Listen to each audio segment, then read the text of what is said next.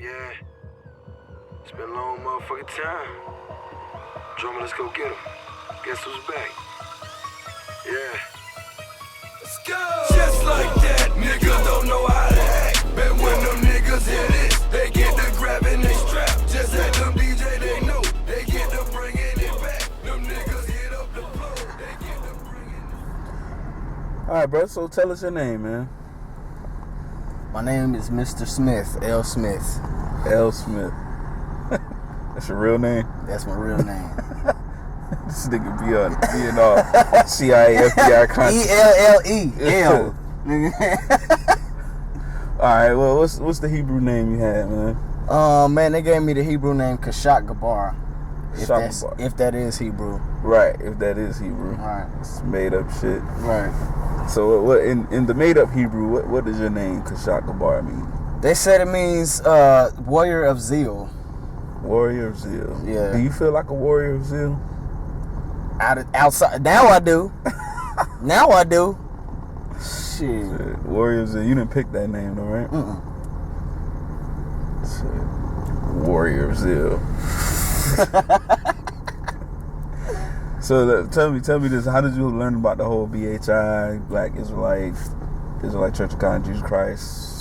I learned it in school, man, in college. My frat brother actually put me on to it. They ended up coming to our dorm room one day, and he introduced me to him and everything, you know. And I guess at that point in my life, I was searching for answers. I was searching, you know, I was asking, you know, questions that couldn't nobody answer, and you know, and questions that you thought that I thought couldn't be answered, and you know, and they at that point when I was asking them, you know, they had gave me an answer for everything. So I was like, well, okay, you know, I was always, you know, out for the, you know, the knowledge out there, and it seemed to me like they had the knowledge, you know. So it was a particular person that showed up at the college, or? It was actually like I guess he was a 2 or 3 shield general at the time, and then it was like, I guess, the rest of his minions from his group that came. You know. All right. So basically, it showed up at the school, and that's how you got hooked onto it. Mm-hmm. All right. Well, so what school did you go to? I went to Langston University. Yeah, right. In Oklahoma. Oh, so they got a church in Oklahoma? I think they got a Tulsa one, Oklahoma City one. I think that's it. Tulsa and Oklahoma City, if I'm to my knowledge. So, how did you attend classes, or? Oh, hell no, I didn't have no time to attend classes. That's why they brought the classes to us. Every Wednesday they came to the little library thing, and that's how we got the classes and all of that. Was at the school library, on our campus. All right, so basically you got caught up like everybody else. You know, you're naive in the beginning. You don't really know much about the Bible or about life. You know, and you get somebody that acts like they know what they're talking about, and giving you some of the answers that you think you want to hear. Right. And you just get caught up in it. So pretty much the same scenario. Mm-hmm. All right. So tell me about after you found out about the whole movement, or if you want to call it a movement. Where was your head at when you got your initial knowledge? Shoot, after that, you know what I'm saying, after that, I was just so excited that, you know, that I had somehow found like maybe a purpose, you know, and I told everybody I knew, you know. At that time, it was around the end of my last semester, and I was ready to take it back to the crib, back home, and I had gotten into countless arguments with my mom's because she was gung-ho Christian, Baptist church, you know. It was crazy, I really thought in my head like I was a zealous warrior, you know, for the truth, for Christ, you know, and I just took it. I took it everywhere I wanted. Everywhere I went, I took it. I took it to the girls I was hollering at. You know, it didn't work out. Of course, it didn't work out. You know, because the chicks I was with, any chick wouldn't have, if she got sense in her head, she ain't finna go for that shit. You know, God hates everybody but the Israelites, and the only ones that can call themselves Israelites is blacks, Hispanics, and Native American Indians. That's some Hitler type shit. You know what I'm saying? And that's how it really went. You know what I'm saying? That's how it really. So after you graduated college, you just basically you went back home. And what'd you do after that? Man, after I went back home, because I'm into music, so I took hold pretty much to my career and everything. I was living my dream, doing the music thing and everything, and I started talking to the brothers on the internet because where I'm from, there's no church there, so I had to communicate with everybody on the computer, MySpace and whatnot. So just having them in my ear all the time, kind of swayed me a little bit, into actually doing it full time, going at it head, just head on. Every second of my spare time, I was studying the Bible and studying the breakdowns from the Bible that Jermaine had made up. So it was in me. I was memorized it and everything. I started sounding like these cats. Had an answer to everything. I had even thought about moving out here. Maybe I should move out to where my people are. The Hebrew Israelites, the real Jews according to the Bible. So-called. And I did. I lost a lot. I gave up on my career, my family. You get that a lot amongst a lot of Israelites. A lot of them have talent or a dream that they're following, and they just give up on it. For the church. College. Basketball careers, music careers, all kinds of stuff. Even if they wasn't good at it, at least they had a dream, and they still give up on that for the church. Right. A lot of them get out, and all of a sudden they don't have that dream anymore because they're past that age or they past that prime. Some of them are still stuck there. They can't do nothing about it. But go ahead, continue. Around April 2008 was when I finally I had made my decision to come to Orlando and join the Orlando church. I had been in contact with a couple of brothers from the Orlando church who really kind of enticed me to come down here. The Rock Bond, who is no longer there, and another brother named Zaquan. That I had been on the phone with, They would. I remember the times they would call my house. My moms would cuss them out for bringing that mess over here to my son and this and that, and I never could understand it. I never could understand it until after I left. And I really felt bad for even, getting into it with my mother. Because of that. I like I said, I lost a lot. I lost I ditched my family. Because, when you're coming into the church, they tell you, this is your real family. This is, out of 1,000, God chooses one. So, you're the one out of your family that's going to, get to be, in the truth or whatever. So I listened to it. They make you feel accepted. And that's what a lot of us young kids at that time, at those times when they come in, they come at you when you're at your most vulnerable state, when you're wondering about you're trying to find your identity in the world, and and they give you one, and you run with it, and that's how they hook you. It's hook and sinker, because there's a lot of people out there, they don't have any purpose or any drive. Right. They don't feel that they have a purpose. They're looking for their meaning on the planet Earth. When all they really have to do is look inside themselves, your meaning is there, that you're alive. That's the whole point. You're here to enjoy your life and to live it the best way that you can. Yeah. You don't have to be, manipulated into something and have somebody tell you how to live your life every day. Mm-hmm. You don't have to believe in a made-up God just to have a purpose. You don't have to take on an identity that hasn't even been 100% proven that it's yours just because you feel like you don't have a purpose. You gotta find your purpose. Everybody has to find their purpose, but you can't be given a purpose and expect to get through life like that. Yeah. So I mean, you find a lot of people in the church like that, man. That nigga Jermaine is a smart ass nigga, dog. He's a smart one. He's a smarty. What happened? You know, you're in Arizona. What made you make the decision, you know, to go ahead and move out to Orlando?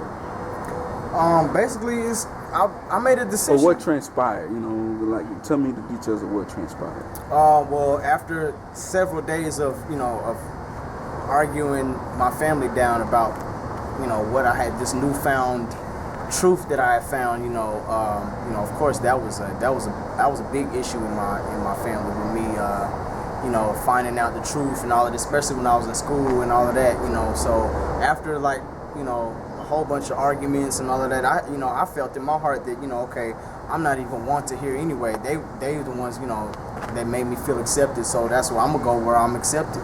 So that's how it was, you know. I made the conscious decision in my heart that I felt that was right, and I made the trip down here. I flew down here, and, you know, that was really it.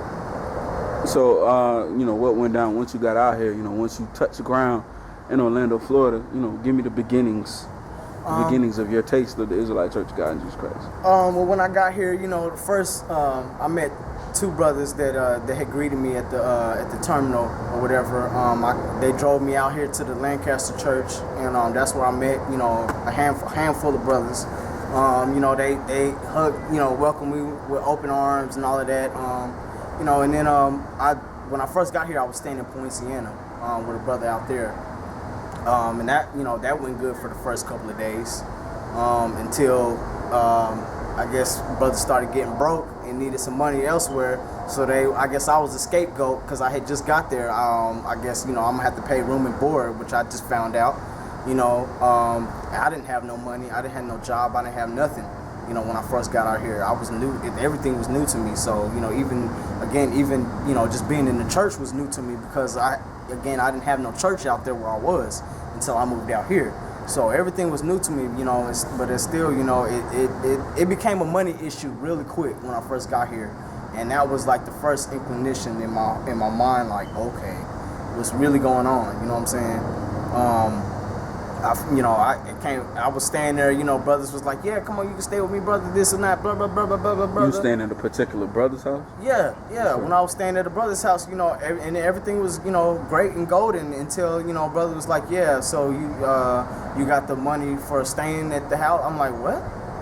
What money? You know, well, this so-and-so amount of money that, you know, I'm like, what? So let me get this straight. The money was never talked about. When they hook you, they don't hook you with the money first. No, I mean like the particular brother for staying at his house. Oh yeah. No. It didn't have anything to do with money first. So just straight up, just, you know, come stay with me, helping a brother. You know. Okay. You know, and after that, that's when it started being a money issue. You know, and I didn't have no money, so, you know, naturally, if you don't have any money where you're staying at to pay rent, naturally you have to go, and I had to go. And what went on there at this brother's house? Well, shoot, I mean, it was like a everyday thing after he had mentioned the money thing. You know, it's like, when are you gonna get the money? When are you gonna get the money? You know, and at the time, okay, I gotta pay this brother, and then all of a sudden I'm finding out that I got dues and fees and all of this stuff to pay in this church, and I don't have a dime to my name. I don't have a pot to pee in or a window to throw it out of when I first got here. You know, so that was a really big problem. That was the first sign of stress that I had when I first came down here. It was like, oh snap, I don't have any money to pay for this. Like folks, this is an expensive religion. This is an expensive cult that I used to be in. So you know, of course you had the tithes, offerings, pre-fund, stuff like that. Right. You was working though, right? Yeah, I was working at the time. It was off and on, you know, pretty much dead-end jobs wherever I could catch a W-2 was where, you know, was how it was. Yeah. You know, because it was, mind you, it was really rough to begin with. When I had joined the academy was when it really started, when poverty really started sinking in. You know, it was times where I didn't even eat for days just because I didn't have no money.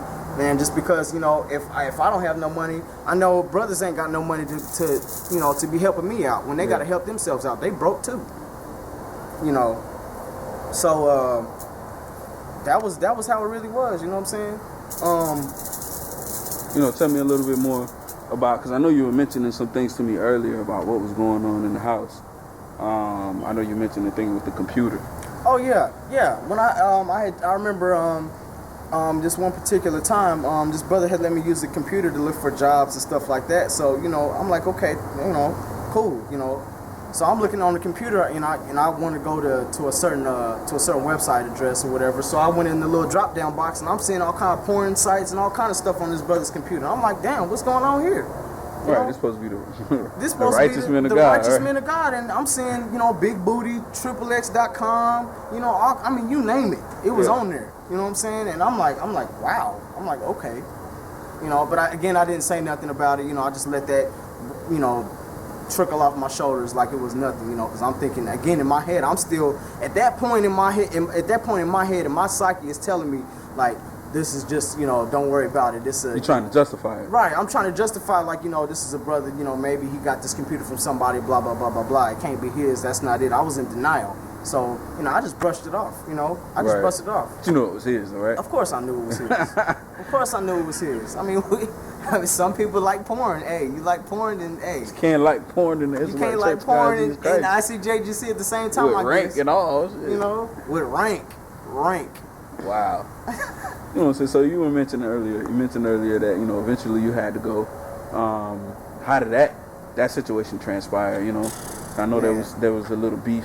Yeah, there was not a little beef. It was a lot of beef because I couldn't come up with this little. I ended up owing this cat like $900. How? I don't know. How long were you staying there? I was there for a little bit over 3 weeks.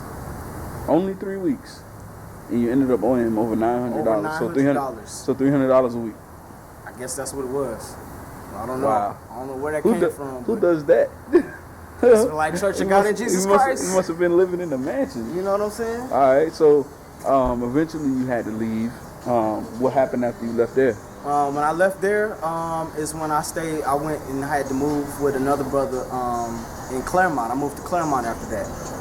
In Claremont, I stayed with a brother and his wife and kid, which was really kind of like like I'm intruding on this guy's family and stuff, So first off, because I had never had to do that anyway, so I'm like in my mind, I'm like, okay, how is this gonna work out? I'm staying with this cat and his wife and his kid. I don't know how that was gonna work out. I was sleeping on the couch. I stayed there for 2 or 3 weeks till they told me that a sister had to move into the house and that I had to leave. So I left. Because the sister needed a place to stay, so they booted me out the way. And so they kicked you out. They kicked me out. The sister in. Yep, to move the sister in. After that, after Claremont, I moved to another place in Orlando with a brother that I don't even think his name was on the list. I don't know whose name was on the list, but anyway, I had moved into this house with this brother and like 4 or 5 other brothers that were staying there off and on. And this place, if you ask me, this place looked like, a place where they ate in the bed refugees or something. Because it looked like, it was just like a brother here, brother here, brother. You coming in the house, you got to step over. There's a lot of brothers in the house. Man, it was a lot of them. It was a lot of them. They looked like the Lost Boys from my, what's that? Peter Pan. Yeah. I mean, it was crazy, man. So, briefly tell me what happened then. Oh, man. This brother here was if you ask me, he was the Israelite of dead end jobs. Cause this cat couldn't, I seen this cat I remember he was a vacuum salesman. Selling Kirby's? Selling Kirby's or something. Some Oryx or something. But anyway, I was staying with this cat and, I was staying there with so many people, and all these people couldn't pay no bills in this house, and I don't even think the rent was that expensive, But that's neither here or there. They were staying there, I was staying there. I remember when it was all said and done, they left me in the house. These brothers left me in the house. There was no water, there was no lights and no nothing. So I was left in this house pretty much the whole time I was there. I was left in this house. When they left, I was there by myself. I was forced to use electricity from the outlets on the outside. So you telling me they left you, basically when they got in this situation, they pretty much left you there in the dark, I literally. was left high and dry. I was left high and dry. Brother, I came all the way across the United States to be left high and dry in this house. Well, I could have probably went to jail for staying in this house. I could have probably went to jail. These cats left and went to stay with their little mamas and daddies or whatever. Wherever they went, they left me there. So I'm staying in this house. Ain't no electricity, ain't no air. So I'm having to sneak electricity from an outlet outside to power the fan on the inside. You know, I remember having to wake up every morning and take the plug from the outside and put it on the inside so I didn't get caught in the house. Yeah. Wow. Yeah. And these is brothers that's, you know, righteous brothers of God and all of this, you know. You name it. If it has holy in it, you name it. They said that they was that and they wasn't that. You know, here it is. I'm all the way from Phoenix, Arizona, and I'm in Orlando, Florida with cats I don't even know their real names.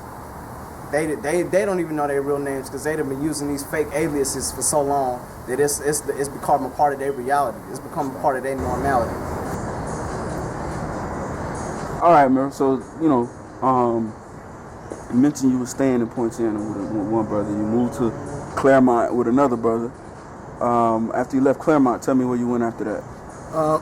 And this is all, you know, within the Orlando, Florida vicinity. You know, so tell me where you went after Claremont. After Claremont, that's when I had went to the brother's house where I was pretty much eventually just left there with no utilities, no nothing is on. So how long were you staying there? I was staying there for probably a couple of months, if I'm not mistaken, a couple of months there. But towards the end, maybe I was left in that house without power for a good 2 or 3 weeks, at least 2 or 3, at least maybe about 2 weeks, maybe at the roughest, about 2 weeks. Without no power, without no lights. Without no power, couldn't no take lights. a shower, couldn't cook no food. None of that. Wow. I mean, so I know it had to be hot at night. It's Florida, man. You know. Well, yeah, that's why I was saying, you know, I was having to steal the electricity from out of the outlets on the outside. I had an extension cord that I used that I would plug it up and run it into the inside and close the door behind me with the line sticking up on the sticking out of the roof, leading all the way into the house. You know what I'm saying? So that's how I was getting electricity. That's how I was, you know, having to use the fan at night. Was having to plug the extension cord up. There was no power in the house whatsoever. How did you eventually leave? I just left. I just eventually left. I had talked to another one of the brothers in the church, and that's how I moved to another location in Orlando. How'd that work out for you? I mean, it had ups and downs, but it was mostly downs more than ups. You know, I had to pretty much make my own ups. You know, and my only escape was my job, the little piece of job that I had. That was pretty much my only escape from dealing with all the craziness that was going on in that house, man. Day to day, it was a day to day struggle. Day to day struggle. So you were. I know you were telling me earlier, you know, because you know you had your job. That you were, you know, on days that you were really off, you would tell brothers that you was working. Oh yeah. You know, why did you do that? You know, what drove you to do something like that? I mean, imagine being harassed about every possible thing that you do in your everyday life outside of having to deal with the church. And that's how it was. And you know, and like I was saying, you know, that was my job was my only out. My job was my only escape. You know, so even if I wasn't working, I'ma still, you know, do what I want to do, and that was what I was, you know. So it was just becoming too much for you. It was horrible, man. It was horrible. Every day was a day-to-day struggle. Brother, you working, brother? Da da da da da da da. You know, I was leaving. Sometimes I was leaving hours before I had to work, just to make it seem like I was leaving going to work when I just wanted to go have a time for myself, a relaxation, and even just spend a little couple of dollars of the money that I had earned. You know what I'm saying? That's how it was. And then you told me, I know that was around the time, you know, some of your hardest times when it came to dealing with the tithes, offerings, and the priest funds? Man, it was rough. Tell me some of the stuff that you were telling me earlier about, the questions you would be asked about your tithes. Tell the people. Oh yeah. I would get harassed. It was times where because once you have a steady job and you're because you're having to pay what is it, priest fund. You got to pay your priest. Tithes. You got to pay your tithes, which is not 10. As mainstream it's Christians would think it is, but in the Israelite church, it's 20%. So you got to pay that. That's what they say. The Bible says. It says 20% of tithes. And you got to pay your priest fund. And if you're a soldier in the army, you got to pay. Well, you got to pay your offerings, and then you got your priest funds. Priest funds, offering, all of that. And I know you were just in the Hebrew Academy, so you paid what, $25 a week? A week. I didn't pay $25 at all, just to let y'all in on that. I didn't pay that $25 because I wanted my $25 to use to feed my stomach. Right. Straight up, I wasn't paying that. I'll be goddamn if I'm paying no $25 a week. I know you were telling me they used to, ask you about your some crazy stuff about the money you were making. Oh yeah. It's like, because again, when you got patterns of paying the same stuff every single day, every single week, or however many times you go to church, they're gonna get accustomed to knowing how much you get paid. Again, I guess dealing with the money and stuff. I guess they got the smart apples in the bunch that's dealing with the money. So they're having to calculate how much money that you actually made. From the money that you giving them. So they'll do the math on that, and then they'll tell you, like, brother, like there's many times where I was like, I would give my money and I didn't have that much, maybe because either my hours are short, either because I had some other bills that I had to take care of and then do that, or it was just plain because I didn't want to pay y'all motherfuckers. That was a three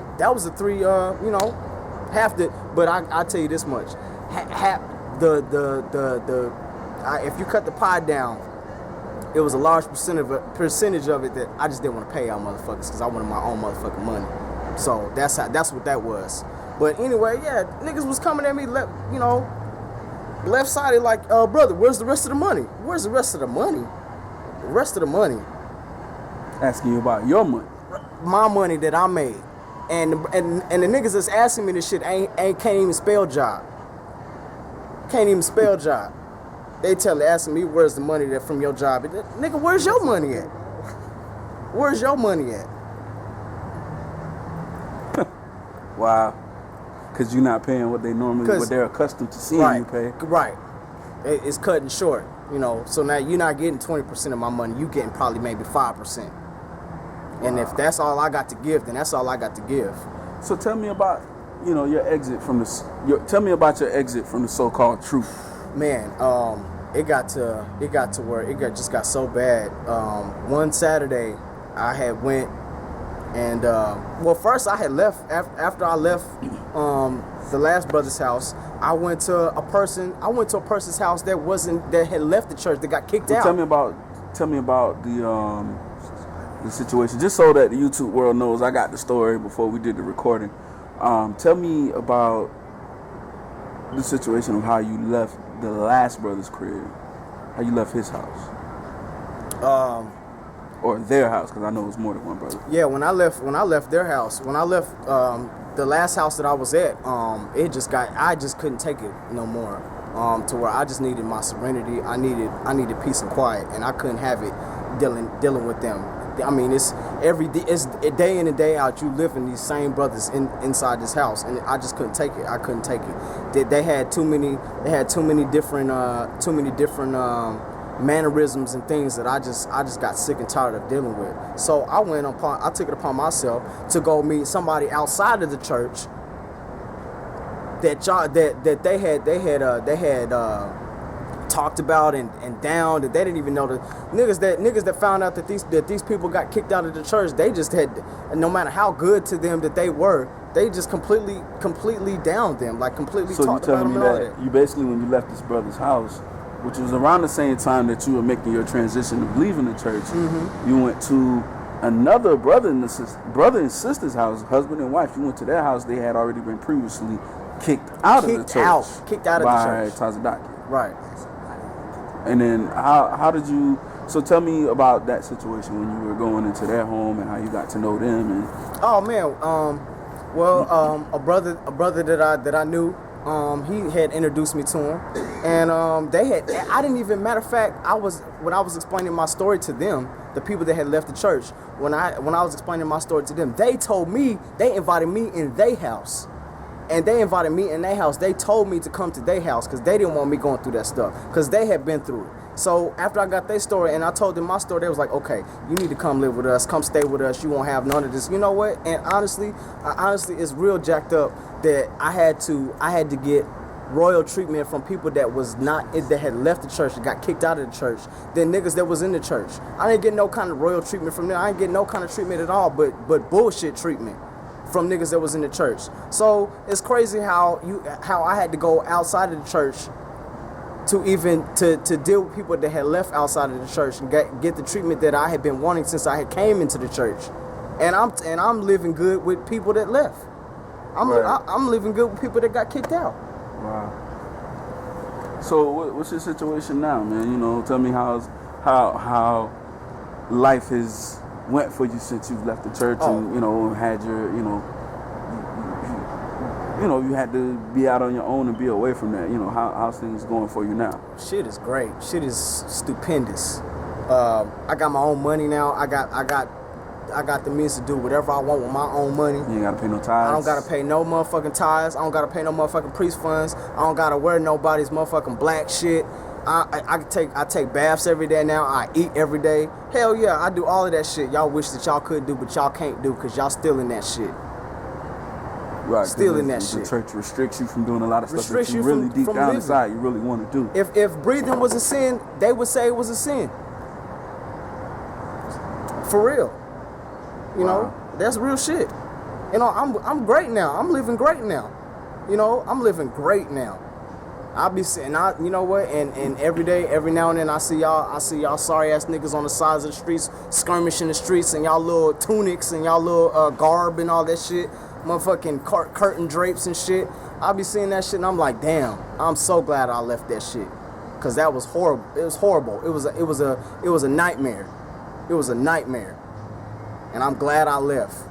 And every day that I've lived since then, I've thanked God for real that I left that shit and started living my life the way it was supposed to be lived. I mean, so tell me, how do you feel about the entire experience in general? Do you think it helped you in a positive or a negative way? I think it kind of did both, but it more so did it on a positive level because now it's like I find it very hard to believe the bullshit that comes out of people's mouths on a day-to-day basis. You know what I'm saying? It's real hard for me to believe some shit. You're gonna have to really convince a nigga that some shit is what you saying it is now. You know, and on the good side, on the bad side, it was bad. It was bad because I wasted a lot of time, but it wasn't time wasted. It was time invested in maybe that was a lesson that I needed to know. Stop believing dumb motherfuckers that think they know shit. Actually go out and research it for yourself. Yeah, do some research on your own instead of believing what people say. Taking people's words and nah, man. All right, man. So, man, it's good to get the information from you, man, to get your experience on the whole situation. I do appreciate it.